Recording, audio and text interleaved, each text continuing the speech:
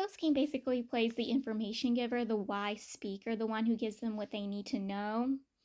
And one of the things they need to know is how to awaken the Dare Boy and also save him from the darkness inside of him that's been polluting him all these years.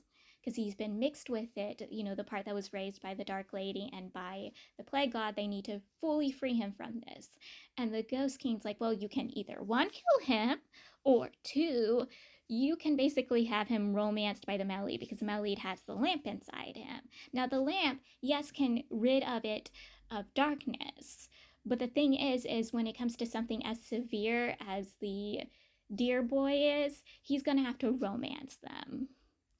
And they're like, yeah, no, we're not doing this. Especially the male lead and the wolf boy. They're the ones screaming, no, we're not doing this. Everybody else is teasing them.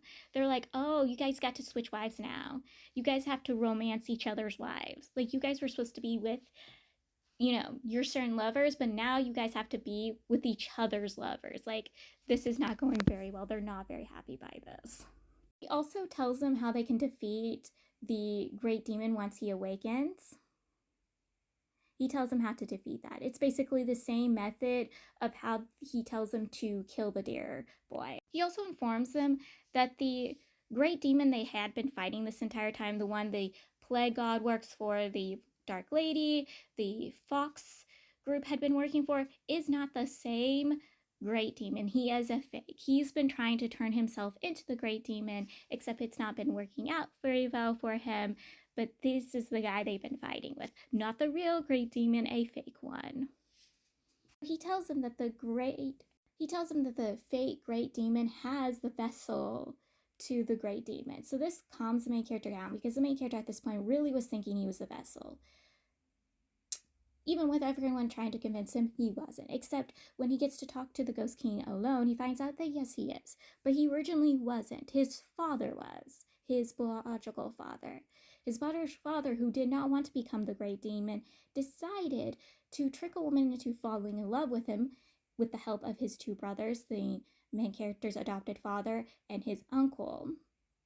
Trick a woman into falling in love with him, birth his child, and then he would put the seed of the great demon into his child, and his child can be the vessel, and he'd kill his child. Except he didn't figure he'd fall in love with the woman and fall for his child and regret what he did, especially when his child is being repeatedly targeted by the fake great demon who wants to take his child and turn the child into the true great demon.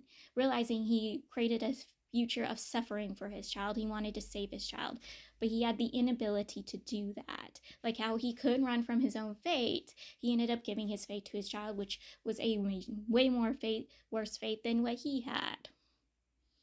He even went to the Ghost King for help. Specifically, he wanted the Ghost King's help to watch over his child if anything happened to him and his wife, and the Ghost King couldn't, because again, the Ghost King sleeps for every 10 years. So he wouldn't be able to watch over the child and care for the child. And through the main character, the Ghost King finds out the main character was raised by his adopted father. Yes, this is really heartbreaking for the main character, because again, his bio father is the reason why he's suffering now. Also, the reason why the Deer Boy recognized the main character is because the main character's father rescued him.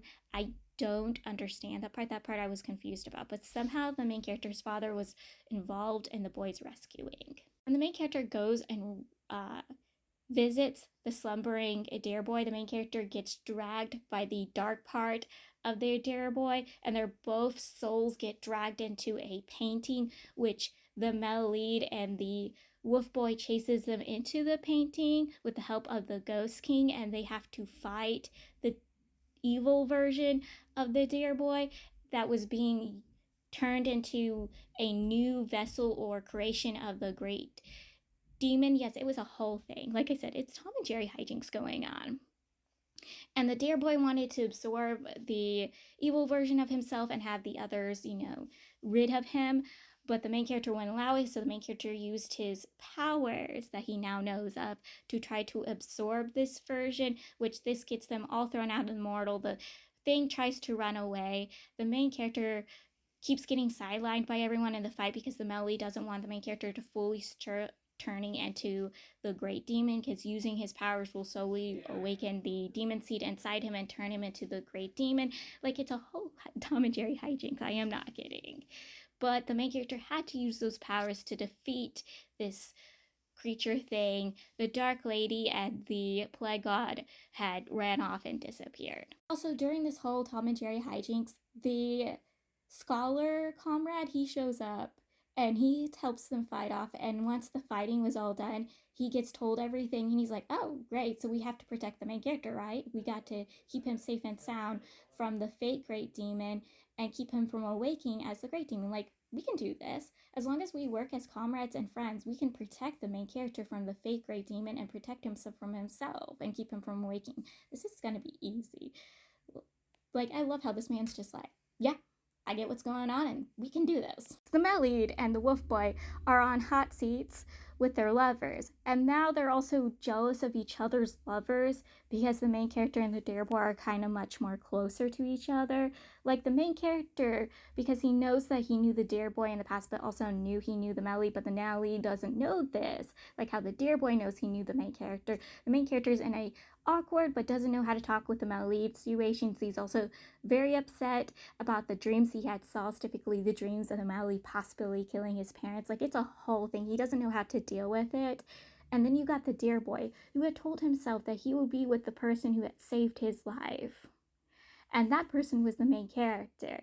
Even though the Wolf Boy had helped the main character, typically it was all the main character's work that had saved the Dare Boy. So the Dare Boy is going to be with the person. He had tried getting getting the Wolf Boy to save him, but the Wolf Boy wasn't following the storyline or following the instructions he was trying, or the hints he was trying to give the Wolf Boy, because the Wolf Boy didn't know he was the Dare until the Wolf Boy got smacked in the face by the Mellied, and it's like, oh, he is the Deer. And he like, oh yeah, you are the Deer, and is now trying to get his affections and intentions, and was actually trying to help him and save him. And he's like, no, I'm not having this.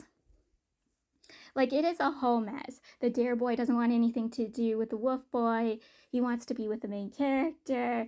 The Melly wants the main character to be by his side, and the main character is like, I need space. I got to be by myself. Like, this is a whole mess. This is a whole drama going